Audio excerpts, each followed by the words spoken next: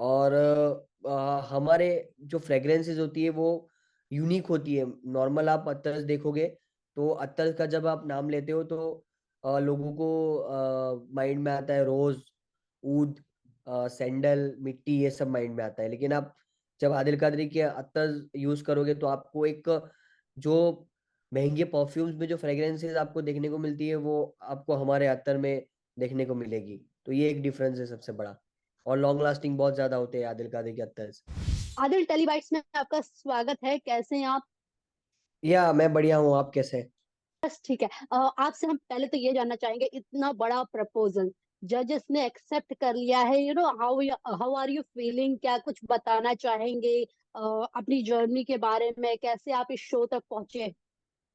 नहीं, मुझे बहुत अच्छा लग रहा है जो ऑफर मुझे मिला है। और जो मैं वैल्यूएशन लेकर गया था वो एक्सेप्ट हुआ है और वो जस्टिफाई हुआ है। इतने बड़े शो पर तो सबसे ज़्यादा तो वो मुझे खुशी हो रही है कि मैंने इस तरह से एक ब्रांड क्रिएट किया है कि उसका वैल्यूएशन टीवी पे बड़े लोगों ने जस्टिफाई किया है, तो उसकी मुझे बहुत ज़्यादा खुशी है। और शो पे जाने के लिए तो ऐसा था कि सीजन 1 पहले हमने देखा था, सीजन 1 से ही हमको हो रहा था कि हमको जाना है। क्योंकि जब सीजन 1 लॉन्च हो गया तो हमको नहीं पता था कि ऐसा कुछ शो आ रहा है। जब वो टीवी पे आया, सोनी लिव पे आया, बाद में हमको पता चला कि हाँ ऐसा कुछ शो है। तो हम लोग प्लान कर रहे थे कि हम भी जाएंगे और सब जा रहे हैं तो, क्योंकि एक मार्केटिंग पर्सपेक्टिव से भी अच्छा था। और जो शार्क्स थे तो उनका एक एक्सपर्टीज भी था।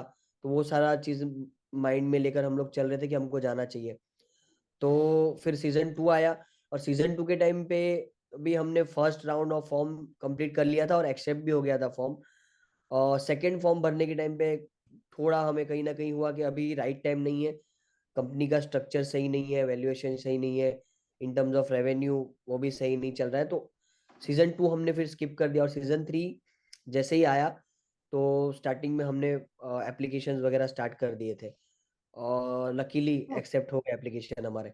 ओके, इत्र के बारे में क्या कुछ आप बताना चाहेंगे? ये इत्र बाकी इत्रों से किस तरीके से अलग है, और मार्केट में फैंस, मतलब जो लोग हैं, वो इसकी वैल्यू क्यों करना करें? आदिल कादरी के जो अतर्स है वो स्पेशली अपने प्रीमियम इंग्रेडिएंट्स की वजह से ज्यादा जाना जाता है। आदिल कादरी के अत्तर जो होते हैं उसमें हम एक प्रीमियम इंग्रेडिएंट्स यूज करते हैं कंपेयर टू जो मार्केट में अत्तर्स मिलते हैं। और हमारे जो फ्रेग्रेंसेस होती है वो यूनिक होती है। नॉर्मल आप अत्तर्स देखोगे तो अत्तर का जब आप नाम लेते हो तो लोगों को माइंड में आता है रोज, ऊद, सैंडल, मिट्टी, ये सब माइंड में आता है। लेकिन आप जब आदिल कादरी के अत्तर यूज करोगे तो आपको एक जो महंगे परफ्यूम्स में जो फ्रेग्रेंसेस आपको देखने को मिलती है वो आपको हमारे अत्तर में देखने को मिलेगी। तो ये एक डिफरेंस है सबसे बड़ा। और लॉन्ग लास्टिंग बहुत ज्यादा होते हैं आदिल कादरी के अत्तर। ओके, जब आप शो में गए थे, क्या कुछ चीजें आपके दिमाग में चल रही थी जब आप सारे जजेस के सामने खड़े थे? कुछ डर था आपके दिमाग में कि अगर ये लोगों ने प्रपोजल रिजेक्ट कर दिया तो क्या होगा, वगैरह वगैरह? हाँ, ये तो होता ही है। क्योंकि इतने सारे वहां पर जजेस, सबसे पहले तो जजेस बैठे थे जो उनको देखकर थोड़ा स्ट्रेस हो रहा था। फिर इतने कैमरास वगैरह लगे हुए थे, फिर माइंड में कहीं ना कहीं था कि ये टीवी पे जाने वाला है। तो वो सारी चीजें माइंड में आ रही थी और एक स्ट्रेस तो हो ही रहा था 2-3 दिन से कि कैसा जाएगा कैसा नहीं। जब हम पहुंचे थे वहां पर, लेकिन जब एंट्री किया और पिच स्टार्ट किया, और पिच स्टार्ट करने के बाद पिच जब एंड हुआ और मैंने जब जजेस से बात करना शुरू किया, शार्क से, तो फिर धीरे धीरे वो फियर चला गया। क्योंकि फिर एक कन्वर्जेशन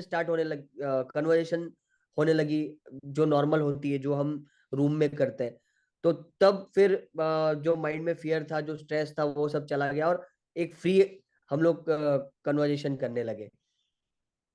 ओके, जजेस के बारे में क्या कुछ बताना चाहेंगे? उन लोगों ने किस तरीके से आपको सपोर्ट किया? क्या कुछ समझाया या फिर क्या कुछ आपने उनको बताया? हाँ, मैंने अपने बिजनेस के बारे में बहुत सारी चीज़ें डिस्कस की थी।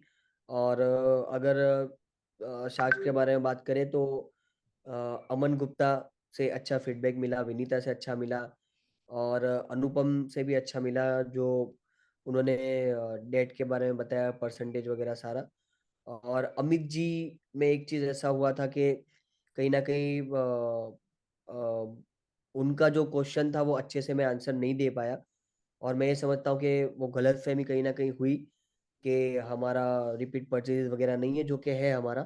तो वो एक चीज़ का मुझे थोड़ा दुःख हुआ कि मैं अच्छे से उनको समझा नहीं पाया, वरना वो डील ओके, भी मैं क्रैक कर लेता। आगे की अगर हम बात करें तो किस तरीके से और भी ब्रांड्स आप इंडिया में लॉन्च करने का कुछ ऐसा सोच रहे हैं अपार्ट फ्रॉम इत्र? हाँ, इत्र के साथ ऑलरेडी हम लोग ने परफ्यूम्स तो लॉन्च कर ही दिए थे। ये परफ्यूम का बहुत बड़ा मार्केट है और वर्ल्ड वाइड मार्केट है, तो परफ्यूम हमने साथ में लॉन्च कर ही दिए थे। लेकिन वो लो क्वांटिटीज़ में, लो लेवल पे हम लोग उसको कर रहे थे। अभी अ, हम लोग इस साल का टारगेट है हमारा कि हम लोग परफ्यूम में ज़्यादा आगे बढ़ेंगे और आगे भी 2x 3x ग्रोथ करने का हमारा प्लान है। आगे हम लोग फंडिंग वगैरह पे जाएँगे, फंड रेज़ करेंगे बड़ा, और ये सारा जो भी डेट वगैरह का है वो सारा हम लोग उससे कवर करेंगे फिर। ओके, लास्टली कुछ ऑडियंस को आप बताना चाहेंगे अपने ब्रांड के बारे में या फिर शो से रिलेटेड कोई बात? ऑडियंस को मैं ख़ास ये बताना चाहूँगा कि